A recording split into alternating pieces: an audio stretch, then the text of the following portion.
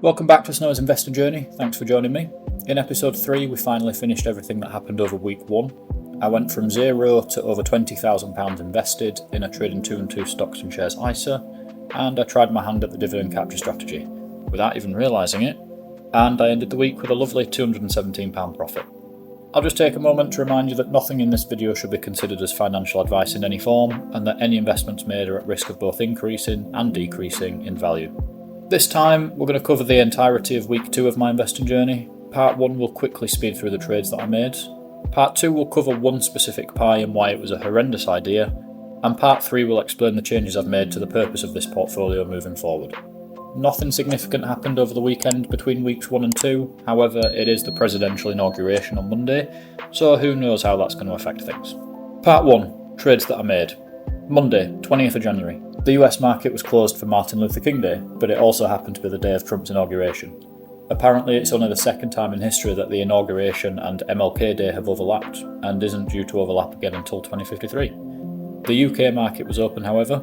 Over the weekend, I'd learnt the difference between DIST and AC and chose to swap my Vanguard S&P 500 fund from the DIST to the AC. This realised a £60 and 30p profit. Clearly the S&P had a good week last week. I sold off the ING shares I bought on day 1 for a nice £11 and 18p profit after fees. Tuesday, I made a terrible decision. I'd learnt about dividend yield and decided that the higher the yield the better. So I scoured the internet for stocks with the highest yields, and if they were accessible on trading 2 on 2, I added them to a pie.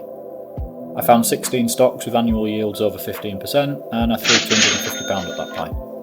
Wednesday, nothing. I didn't make any trades. It was the 8th day that markets have been open, and it's the first time that this has happened. I received my first dividend payment though. It was from Fairfax Financial Holdings, and it was $15 per share.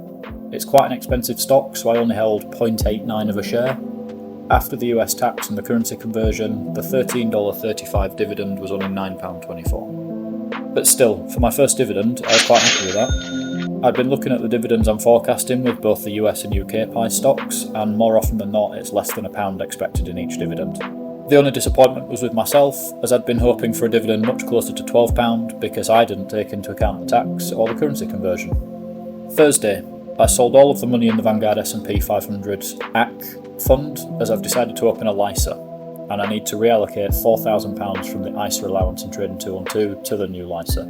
I sold it all for £6,102, which is another £30.74 profit despite only buying it all on Monday. £4,000 was immediately withdrawn from trading 2 on 2. I put £700 into the UK pie. I created a pie out of US aviation stocks, as they've seen between 50 to 80% gains over the last 12 months. Most were just the largest airlines, but one of them I included intentionally was Alaska Air, as I knew Trump planned to increase raw resource output from Alaska. I also invested £250 into a quantum tech pie I found on trading 2 on 2, again specifically because Trump had cited in his speech that he wanted America to become a leader in AI, computing and quantum tech. I noticed that a few of the stocks in the greater than 15% dividend yield pie were going downhill, and quite a lot, so I sold a couple of them. I realised a loss of nearly £4 here, but it's because I used a market sell again, and one of them sold well under the market value. I then created 2 more pies, one called Dividend Aristocrats and another called Dividend Kings. They were entirely based on the Dividend Experiments list of Kings and Aristocrats. I used Excel to list them, and I ordered by dividend yield and did my best to split the portions of the pie based on the yields. So the more the dividend yield, the more I'd invest. I put £250 into each pie. I'll add a link to the Dividend Experiments channel in the description. I added another £150 to the US tech pie, and added the small amount remaining to the US pie. When I did so, I accidentally rebalanced it again. Friday, I started by selling my SAP shares which I bought on day 2. I'd invested £250 for very stupid reasons, but they had been doing well, so I sold for an £18.97 profit. I reinvested this into the US tech pie. I also noticed how volatile the quantum pie was. I didn't know any of the companies, but a couple of them were up or down 10% or more. They'd often spike and then spike back down. I didn't like this. Volatility is not really what I'm looking for, so I sold the entire pie. It did generate a £7.70 profit though. I reinvested the entirety into the US tech pie again. So part 2. Why the dividend yield pie was a very bad idea. So I made a pie of 16 stocks with yields over 15%. Did I do any research into these companies? No. Did I look at their financials? No. Did I even look at how long they'd been paying out dividends? No. In total, it probably took me 20 minutes to scour the internet, find them on Trading 212, add them to a pie and invest. I did no research at all. This was terrible. It was as soon as the next day that I realised how stupid of an idea this was. Some of these companies had seen stock prices fall consistently for years, so any dividend paid is offset by your loss in value. And most were falling more than the dividend payments, so you'd be worse off over the long term. One of the companies I invested in had only paid one dividend in the last 5 years, but the website I used saw this as a high annual yield. In short, from the moment I clicked invest in this pie, the value dropped, continued to drop consistently, and none of them were showing any EX dividend dates anytime soon. When I looked into them, I realised what a mistake it was, so I started selling them off as soon as they got close to breaking even. Part 3. My portfolio moving forward. Over the weekend, between week 1 and 2, I decided that my long-term goal is going to change. Instead of just trying to reach a value of £1 million, I'm instead going to try and grow a dividend portfolio. I'm really interested in being able to live off of dividend payments, but I do still want some long-term growth as well. As I mentioned, £4,000 will be moving to a LISA next week, and as I've maxed out the £20,000 UK annual ISA allowance, I've had to withdraw this from Trading 212. Thankfully, Trading 212 is a flexible ISA, so I'm allowed to do this. However, as I get a £1,000 bonus from the UK government into the LISA, it feels worthwhile overall. The stocks and shares portfolio is losing 20%, but the LISA will gain 25%. As dividend payments in an ISA are tax protected, I intend for my stocks and shares ISA to be my dividend portfolio, and my LISA and SIPs to be my growth portfolios. I haven't opened a SIP yet, but I will do prior to the end of this tax year, as I'll benefit from additional tax relief from April onwards. I'm currently looking into different SIP providers and the associated fees. I'll be making a spreadsheet that captures all of the information I find relevant. I'm a nerd. And using that to make my judgment. From what I've seen so far, the fee structures are quite complicated and it will be difficult to compare the different products over the long term. Current profit and losses.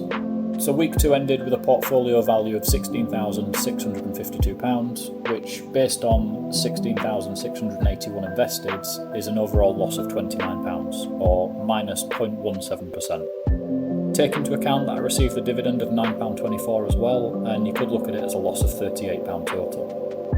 If you consider that I ended last week £217 up, somehow I've lost around £255 this week. And when you consider that this week I've had quite a few sales that realised profits of £10 or more, I was really surprised by this.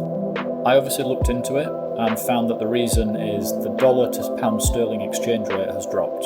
It now sits at 0.8003, whereas this time last week it was around 0.8209. A large percentage of my portfolio is in USD, so the 2.4% drop in currency may explain my poor week. The exchange rate is not something I really considered when making investments in US stocks. So my plan moving forward. The £4,000 I've withdrawn will be going into a Hargreaves and Lansdowne stocks and shares LISA, and likely invested in an S&P 500 index fund. I'll be having a shop about, I'll do some research there to decide which fund it actually goes into. I'll receive a £1,000 bonus from the UK government for doing this, and I'm not sure whether that'll also go into the same tracker, or it might go into something like the FTSE 100 or All World funds instead. I'll also be looking into different SIP providers with the aim of opening an account prior to April 2025. I'm also going to continue to sell off any stocks I bought last week as part of dividend capture, as soon as they look profitable overall when I take the dividend into account. I'm also going to continue to sell off any stocks in any of the pies except the main US and UK dividend pies as soon as they're profitable. My aim is to reduce the number of positions I'm opening to just these 2 pies.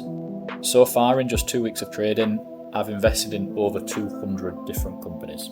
What the hell? And that's the end of this week. So as always, thanks for sticking around to the end of this video. I hope it was a good laugh for those of you that know what you're doing, and if you're new to this, like me, I hope you're spotting my errors and mistakes and not making them too. Please leave a comment, leave a like and subscribe. It really helps me with the YouTube algorithm. And I look forward to you joining me again next week. Thanks.